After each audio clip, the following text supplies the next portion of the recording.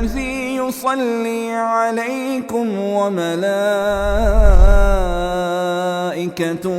ليخرجكم من الظلمات إلى النور. عاتقہ بنت زید نام سنا ہے آپ نے؟ صحابیات میں سے ایک صحابیہ ہیں جن کی 5 افراد سے نکاح ہوا اور پھر بھی آخر میں بیوہ ہو گئی. 5 کے 5 شہید ہوئے. چھٹا رشتہ حضرت علی کا آیا تھا. شی ریفیوزڈ. حضرت علی کو سنبن لگ گئی تھی کہ عاتقہ بنت زید دوبارہ سے بیوہ ہو چکی ہے اور لوگوں میں مشہور تھا کہ جس شخص نے شہید ہونے عاتقہ سے شادی کر لو. نو ون سروائیوڈ. حضرت عمر غالباً ان میں شامل ہیں، بہت سارے لوگ شامل ہیں. تو شی سیڈ کہ میں نہیں چاہتی کہ نبی صلی اللہ علیہ وسلم کی جگر گوشہ کو میں بھی قبر میں اترتے نہیں دیکھنا چاہتی. Please don't propose me any more. Atiqa بنت سعید نے، عاتقہ بنت زید نوٹ سعید، غالباً حضرت عمر نے جب ان کو نکاح کا پیغام بھیجا تھا، غالباً حضرت عمر if I'm not wrong، تو انہوں نے 2 شرائط پیش کی تھی. نمبر 1، مجھے تھپڑ کبھی نہیں مارنا، don't touch me ever. Number 2، مجھے مسجد میں نماز سے نہیں روکنا. How could a صحابیہ say something which was out of the religion؟ اور نبی صلی اللہ علیہ وسلم کی فرامین کے اندر یہ چیز شامل ہے کہ اللہ کی بندیوں کو مساجد سے مت روکو. ہاں اس کے فقہاء کا اور ان کا معاملہ ہے کہ انہوں نے کیسے اس چیز کو جسٹیفائی کرنا ہے، اور ان کی جسٹیفیکیشن کافی حد تک درست بھی ہو سکتی ہے. ان چیزوں کو ٹوٹالٹی چلانا ہوتا ہے. جہاں جہاں پہ مساجد کے اندر خواتین نمازوں کے لیے آتی ہیں وہاں پہ بہت زیادہ احتیاط کے تقاضے پامال ہو جاتے ہیں.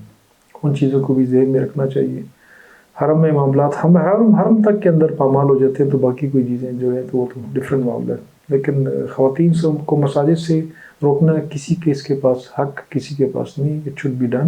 اسپیشلی جمعے کو کم از کم ہونا چاہیے. جمعے کا خطاب خواتین کو مس نہیں کرنا چاہیے.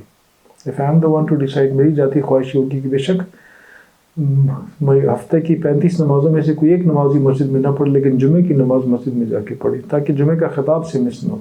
وہ ایک ٹوٹل سم ایک لرننگ ہوتی ہے جس سے ہمارا آدھا معاشرہ محروم ہے. آدھا معاشرے کا وہ حصہ جس نے نیکسٹ جنریشن کی تربیت کرنی ہے وہ اس سے سراسر محروم ہے. اس کو پتہ ہی نہیں اس چیز کا. They are totally divided and divorced of that basic teaching of Islam, جو کہ جمعے کے خطاب میں قطرہ قطرہ کر کے 52 قسطوں میں پورے سال میں باقیوں کو مل جایا کرتی ہے. تو دفتر کے اندر بھی جماعت کی نماز ہو جایا کرتی ہے. نماز کی نماز تو کسی بھی جگہ پہ جا کے ہو جائے گی. نبی صلی اللہ علیہ وسلم نے پڑھی نہیں ہے، سفر میں مجبوریوں میں پڑھی ہے. مدینہ کے اندر بھی مدینہ کی مسجد نبی کے علاوہ دوسری مقامات پر نمازیں نبی صلی اللہ علیہ وسلم نے پڑھی ہیں، لیکن کوشش یہ ہوا کرتی تھی کہ جب امن میں ہوتے تھے اور مسجد نبی میں اپنے گھر میں ہوتے تھے تو یوز ٹو کم ٹو مسجد نبی، اور میجورٹی مسجد نبی میں ہی آیا کرتی تھی. باقی فقہ کا مسئلہ اس میں یہ بہرحال نہیں ہے کہ اس سے نماز نہیں ہوگی، جماعت کی نماز ہو جاتی ہے. لیکن نبی صلی اللہ علیہ وسلم نے متعدد نمازیں کو زیادہ زندگی کی مدینہ کی اسٹیبلشڈ باجماعت نمازیں، مکہ میں تو غالباً ایک بھی نہیں ہے شاید اس طرح کی. مسجد میں باجماعت ہیں، مسجد میں نہیں. حرم میں آ کے اگر کچھ نمازیں انہوں نے پڑھی ہیں جہاں پہ کبھی حضرت علی ساتھ تھے، کبھی سیدہ خدیجہ ساتھ ہوا کرتی تھی. شروع کے ٹائم میں آپ کو تذکرہ ملے گا وہاں سے جب لوگ کہتے تھے کہ کون ہے یہ فلاں فلاں ہے اور یہ نماز پڑھیں، ان کی عبادت ہے. کبھی گھاٹیوں میں جا کے نماز پڑھتے تھے. وہ چیزیں شامل تھیں. تو یہ چیزیں ہوئی ہیں، اس میں کوئی شک نہیں ہے.